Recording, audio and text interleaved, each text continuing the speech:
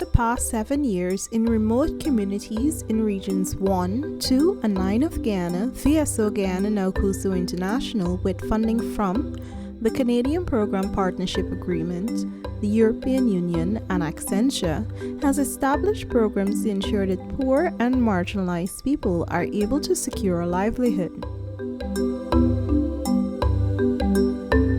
CUSO International believes that poor and marginalized people need to be able to participate in and benefit from economic growth, generating better incomes and reliable livelihoods for their families and communities.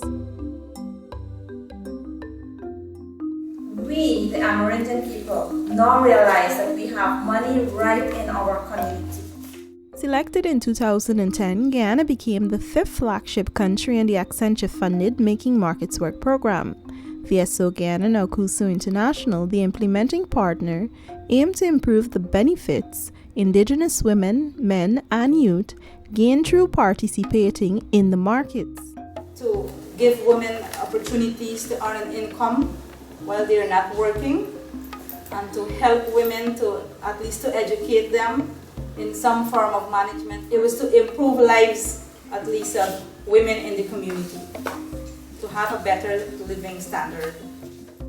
As a result of the Making Markets Work project, women agro-processors from across the country formed the Women's Agro-Processors Development Network, the WAD network, through which member groups are able to access training and exchange ideas on how to promote growth in the agro-processing sector.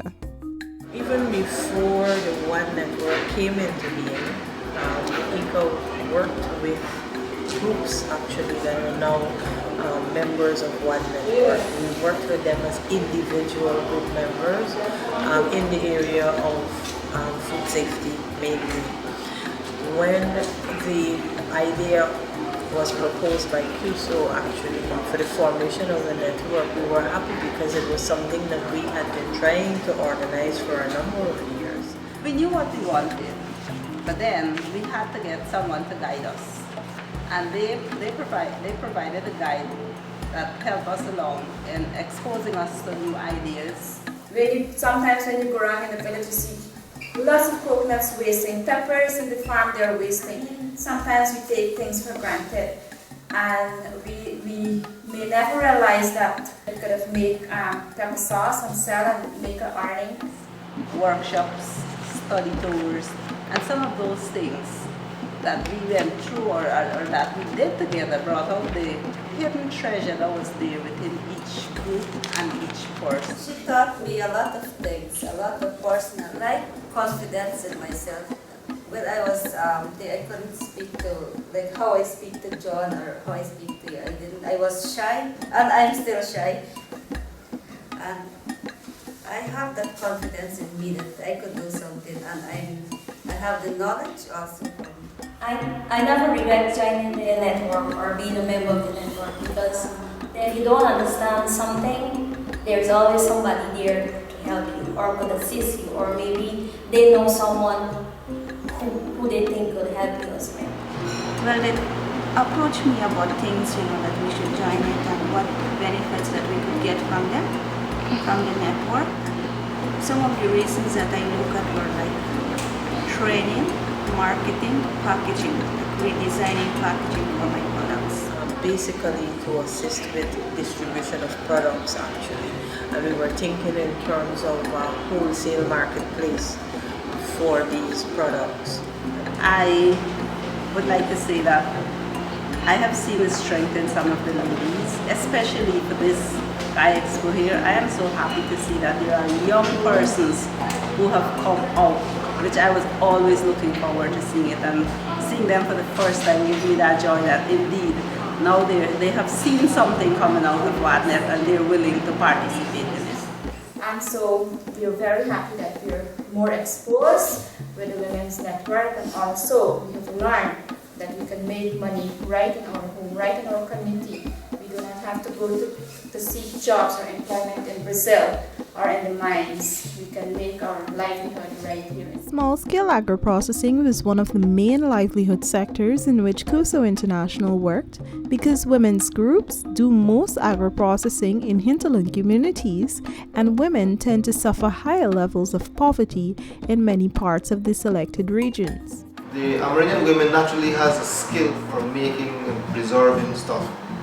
But how do you take it to another level where you have quality products and also linking it to markets regionally and maybe nationally? For me, North Rupununi, South Rupununi, my home country.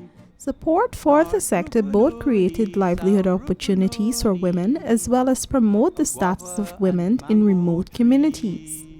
We have had various partners, including CUSO, where we have benefited from 2 volunteers. One was fundraising advisor. The other volunteer was more in relation to women, helping to assist SIPDA as to how we can create programs, what are the needs of women, and how we can implement some programs in relation to women. The Aishalton Women's Association, through the South Central People's Development Association in collaboration with the British High Commission, also benefited from the Accenture-funded Making Markets Work project. Because they were a bit organized and they were doing something, but they wanted to take it to another level to produce other products that had a possibility of being produced within the area. But they didn't have the capacity or the techniques and the equipment to do it. So they managed to do a whole range of food processing products, which up to date is still ongoing. They have created a lot of income for their women and also created links to other markets, regional events, all the regional events they would attend. CUSO International developed partnerships with and builds capacity of organizations working to encourage community development, and through these partnerships, enabling poor and marginalized women, men, and young people to identify opportunities and remove barriers to improving their ways of making a living.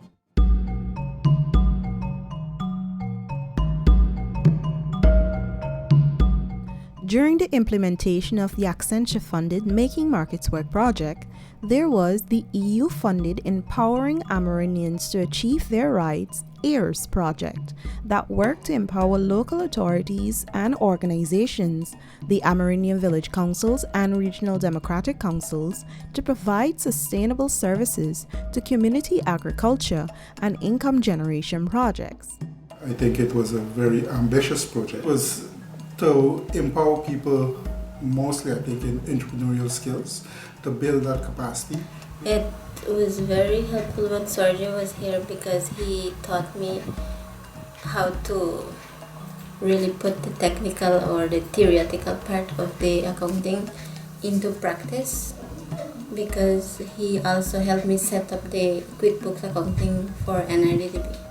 We sought to work with individuals, so build those capacities. I notice I don't have any of my books here, but some of those things were produced for people to take away and to use with them and to say, listen, this is what I've learned. I've seen some of the people in the villages adopting them, especially the ones that are involved with the village council and stuff like that. And you could see their report writing and their record keeping is a lot much clearer and easy to follow and understand. Another key area of work for the AIRS project was community tourism.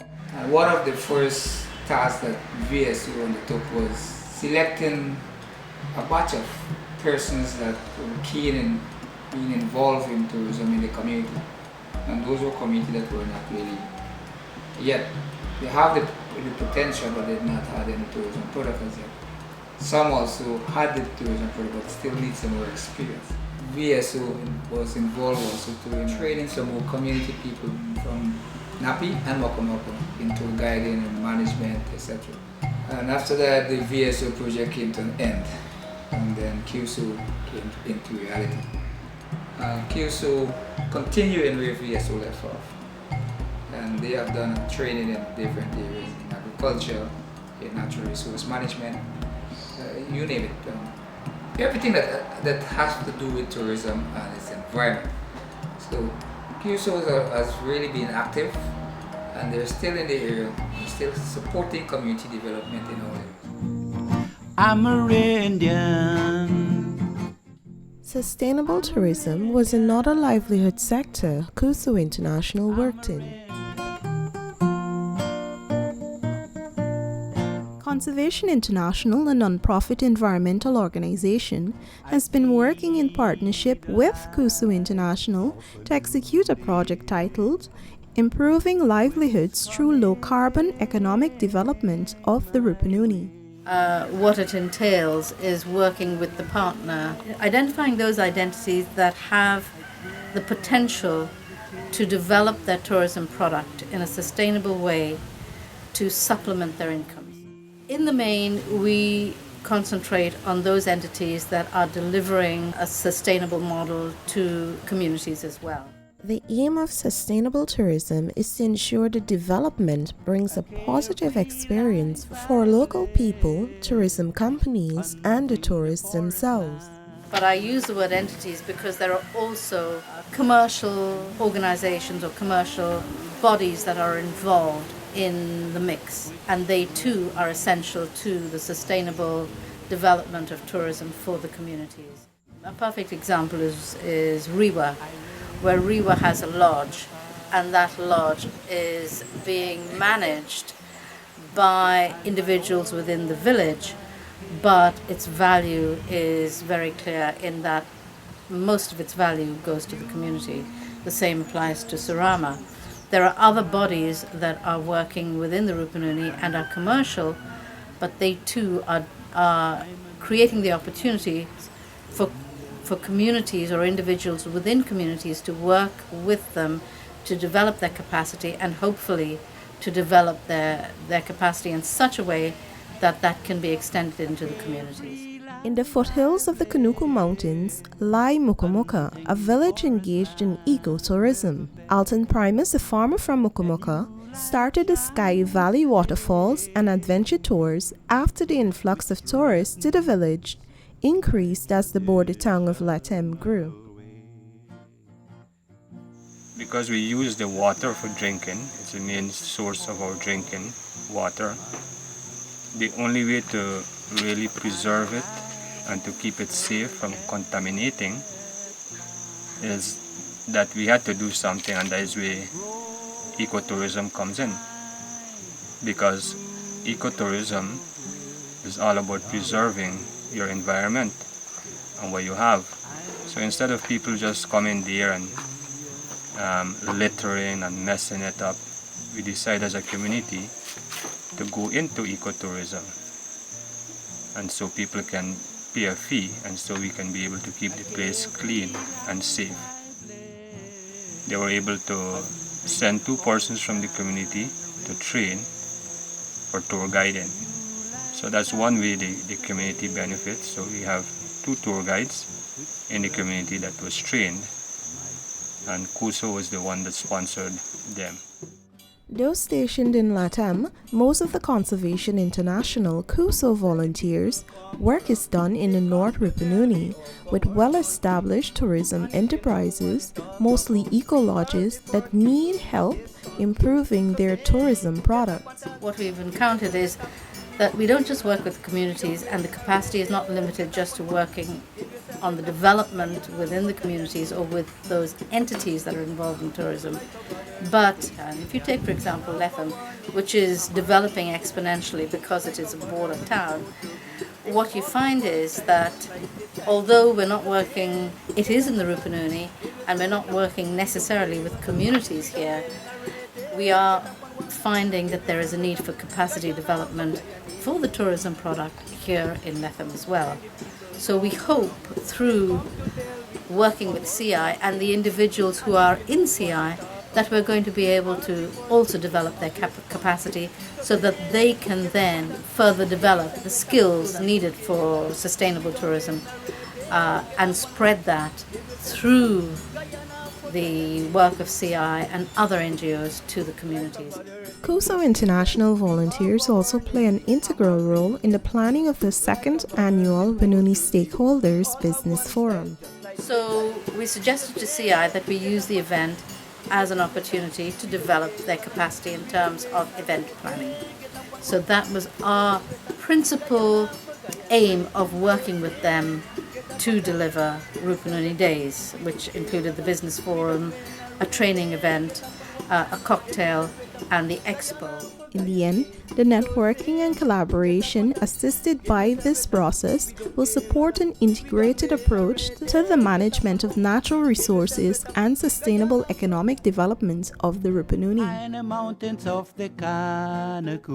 Another group in which Conservation International and CUSO International volunteers have worked closely with is the Kanuku Mountains Community Representative Group, KMCRG.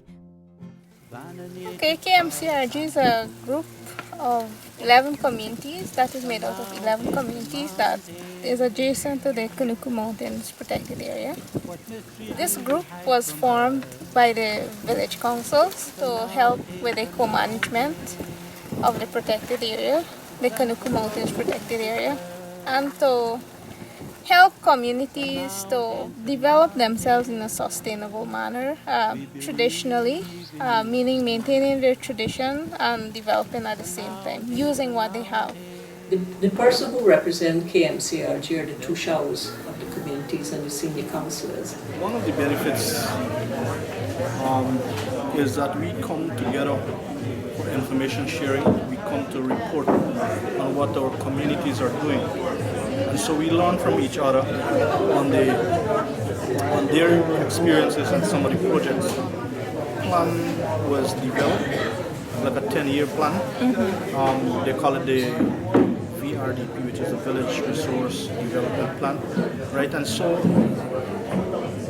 at meetings we come to report as to how far we've gone ahead with the plan, right? Some of the things we've done, some of the things we have achieved. CUSO International volunteers have been working over the past few years to secure small grants to improve food and income security for most of the KMCRG Amerindian villages and their satellites. We like the concept of organizing the communities around the Kanuku Mountains to help protect the Kanakus. That's our primary objective.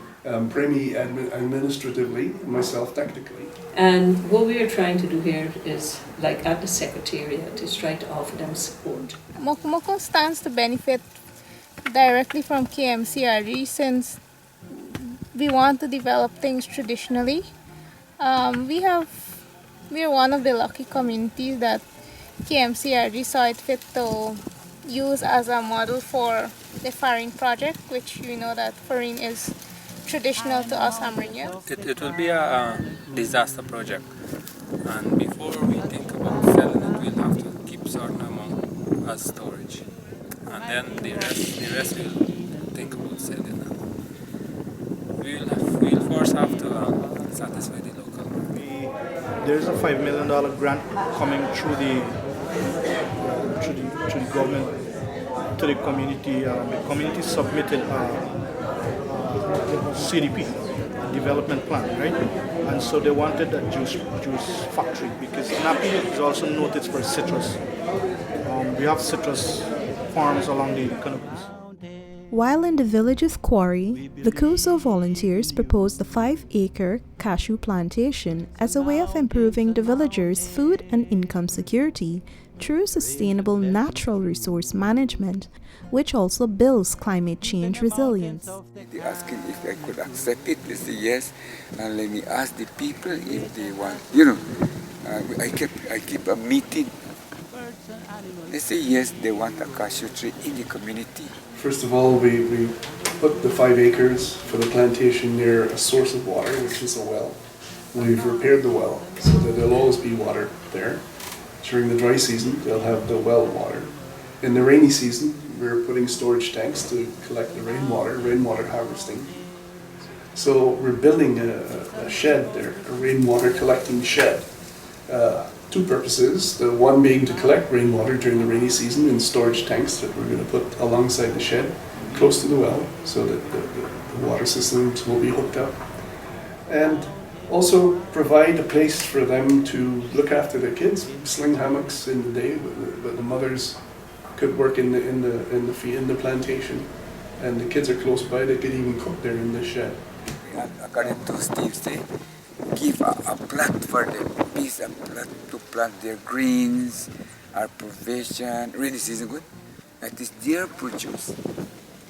When they sell it, that's their money. Till when this cashew pick up. It's going to be a year or two before they actually come up. We're asking them to use the fencing. We're going to fence the area to keep the animals out. Yeah, we're going to surround it because we have animals, we have cows, we have about 17 head cows, so they wouldn't go inside to destroy the plants. So by fencing this area off, having the cashews mature eventually, and having them intercrop in the meantime, in a secure area with facilities, with water, we're hoping that this makes it a little more functional, and hopefully this system will work. That is for the young generation coming up, the little children or the youths, they will benefit from there. They will get cashew nut to sell, because we have a factory over there, cashew nut factory. Remember, in Santa Lucia's helping hands, so they just buy cashew nut. So if we get enough here, we sell that side. My hopes for KMCRG as a group to have a plan, a proper plan, so that the younger generation or the future of the communities can see and that they can live by. CUSO International Securing Livelihood programs aim to strengthen the ability of disadvantaged people to have an income and the resources necessary to meet basic needs and survive disasters. What mystery do you hide from us? Sun Mountain, Sun Mountain, your sons and daughters you should trust.